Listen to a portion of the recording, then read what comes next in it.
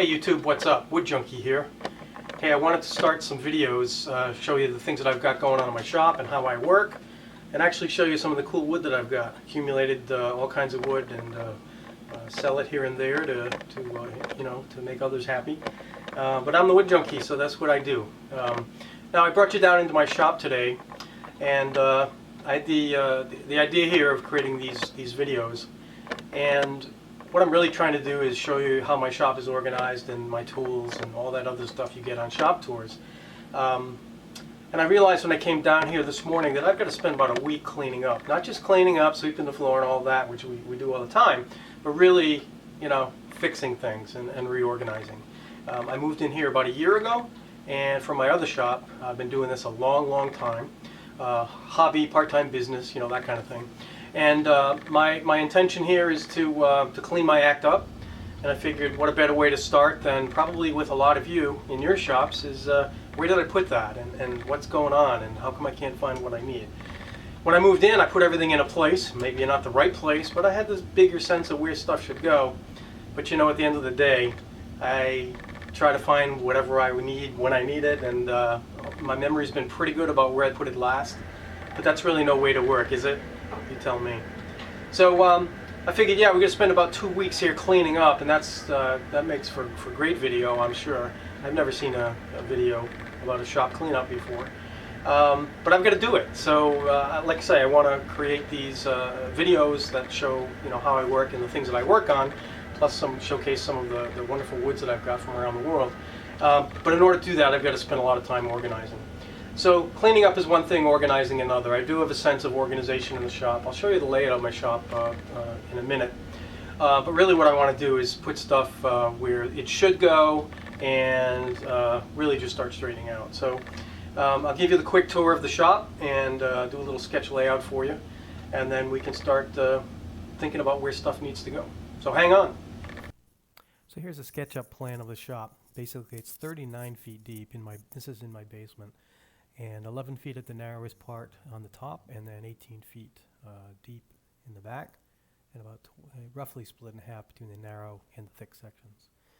In 3D, here's what it looks like looking out at the window that looks out on the lake, and you can see the door near the corner. So I have a wide part and a narrow part. I'm going to lay the tools out to take advantage of that particular shape. So let's start in the front. This is the front of the shop. You see my drill press straight ahead, the windows to the left. And on the right is a Rikon 18-inch bandsaw, and this beast is awesome.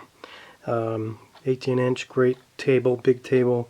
I have 1.25 inch carbide tooth blade on there now for zipping through some of the cool wood that I've got. And it's really awesome. So moving across the front of the shop, here you see 2 windows that go right out to the lake. Yes, we are on the lake. This is a basement workshop. That's in a walkout to the lake, and I'll take a picture of that from the outside. Okay, here you see the basement workshop windows here on the right, the 2 windows with the rhododendron bush underneath them. And here's the view of the lake. Pretty good. We're in New Hampshire, and it's awesome. Okay, back to the shop. Here, under the window, I get to stand at and sit at my workbench. My workbench is, it's okay. It served me well over the years, but when I'm there, I get to look out onto the lake, which definitely does not suck. Oh yeah, and more view to the lake. Too bad, huh? Upgraded the vise, side vise there, and I have the tail vise. Some of you may recognize, if you can see underneath all the junk there, that this is actually a Norm Abram bench back in the day. I don't know how many years ago I built it, but I built it with Norm Abram's plans, and we'll get a better look at that later. Great project, easy to build relatively, and it's lasted years and years and years. There's some downsides to it, and I'll get to that. On the wall, I've got my hanging cabinet, which I built, and my hanging cabinet houses all of my cool hand tools. I use hand tools quite a bit, and you'll get to see those in action. Let me open that case up and take a look inside. So here's my hanging tool chest. It's made out of, it's got a burl veneer, elm burl veneer face on it. The sides and some of the innards are mahogany. The darker wood is mahogany. The lighter wood is ash. Probably can't see it that well, but hand cut dovetails all throughout. It opens in the middle and I've got my chisels on the left side. I got some measurement devices here. I got 3 drawers, you know, hand cut dovetails and all, just standard fare with my, you know, micrometers and tools and so on. Nice little brass knobs. This panel opens up, and behind it are a bunch of specialty planes. And on the far side here, I've got my my collection of hand planes. I use them quite a bit now, more and more over the years I've been using them. I really enjoy using good quality planes. I really hate using bad planes, and I only use bad planes for years and years, and when you use a good one, you'll know. You'll be a hand tool person from that point forward. But anyway, I have a variety. I've got a number 3 and a number 4 reconditioned Stanley Bailey plane. Well, let's see what else. I've got a number 5 Stanley Bailey plane here. I've also got the number 7 Lee Nielsen joiner plane, which is an absolute monster, and it is so cool. The workhorse of the lot is the number 4.5 Lee Nielsen smoothing plane, and that's magnificent.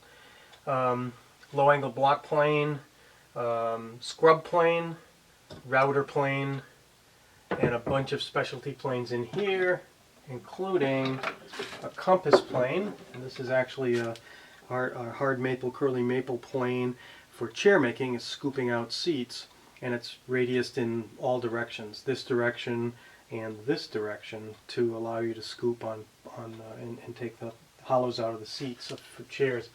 In addition, for smoothing those, I've got a Travisher. It's called a Travisher plane. It's very much like a spoke shave, only it's especially made for, again, smoothing chair seat contours. I have a Stanley number 78 fillet stir plane and a Lee Nielsen rabbit plane. This is the medium rabbit plane, number 42. An amazing piece of iron. So yeah, I keep all my real cool stuff up here, and on the far right I've got my draw knives. I cut a lot of spindles, chair spindles by hand, and hopefully we'll get to show some of that. So my dearer tools are up here and protected well. So this is pretty cool. I like it. Next is my Tormek grinder. This is a Tormek 2000. I think it's called a T3 model. Great system. It takes a little getting used to, and it's quite expensive when you purchase it, but for a certain number of tools like lathe gouges, it's really handy. It's sitting on a granite slab, which I use as a base for my hand flattening, my hand sharpening, for my chisels and my plane blades, and we'll get into some of that later, I hope.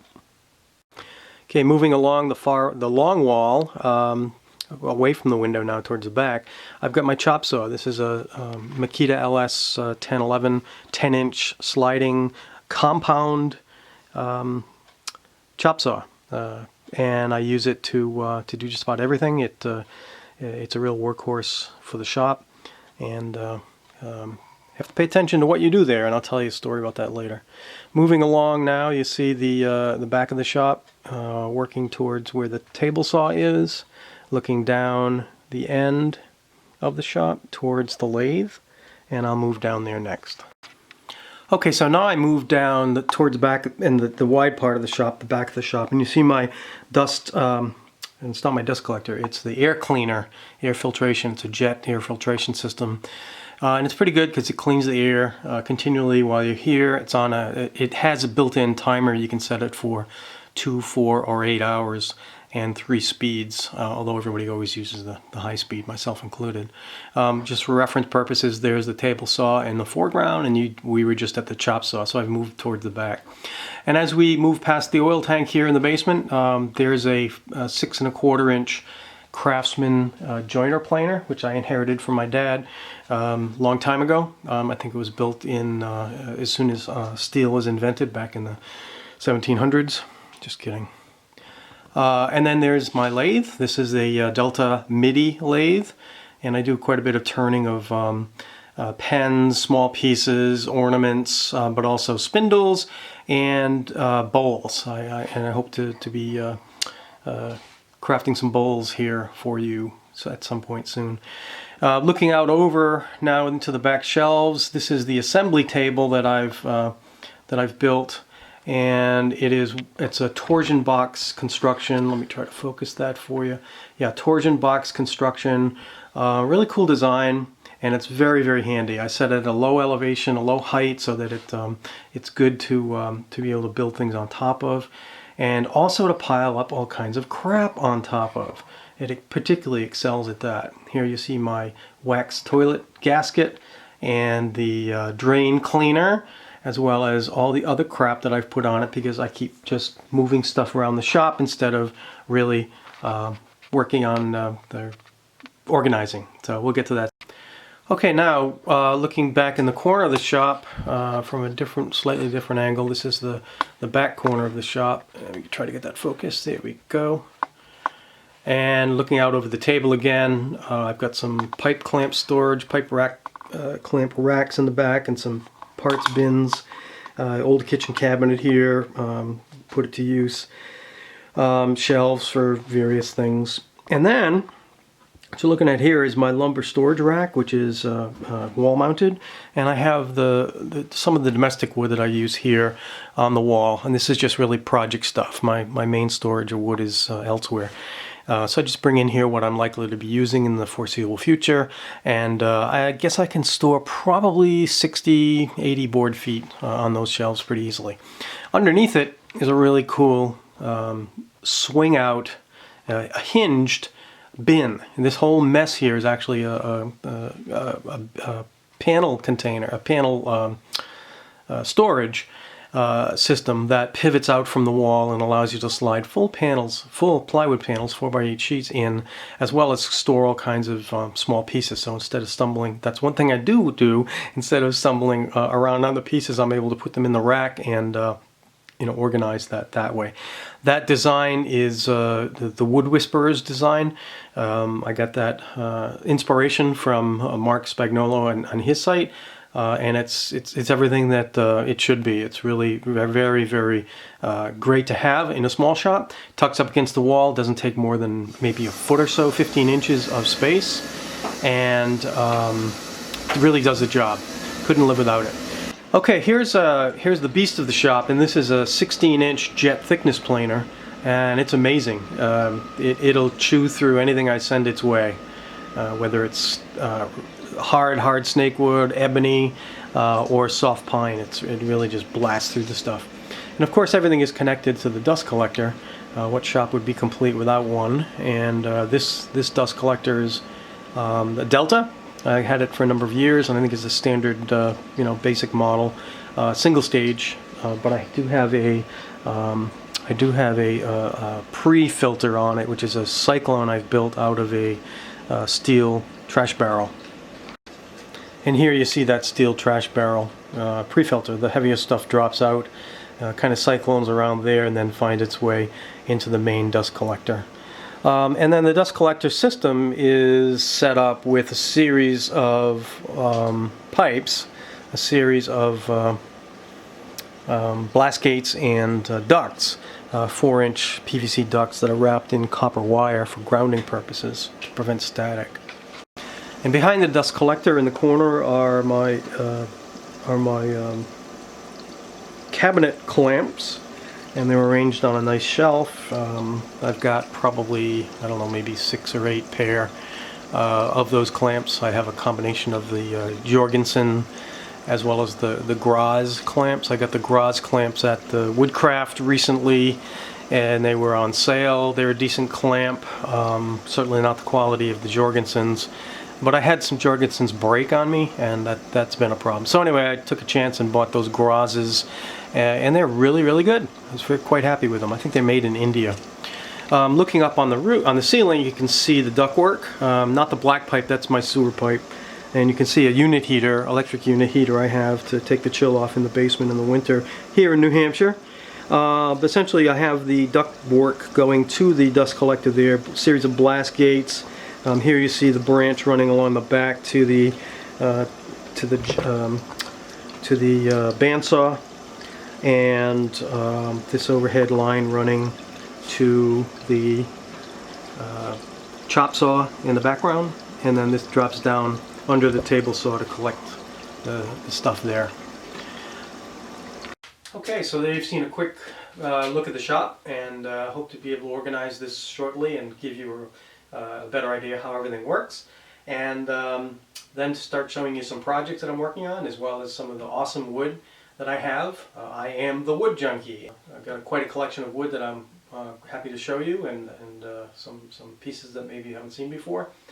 And if you like what I'm doing, please like the video or subscribe or do whatever you have to do. And we'll do some more of these and have fun along the way. So happy YouTubing, and thanks for watching.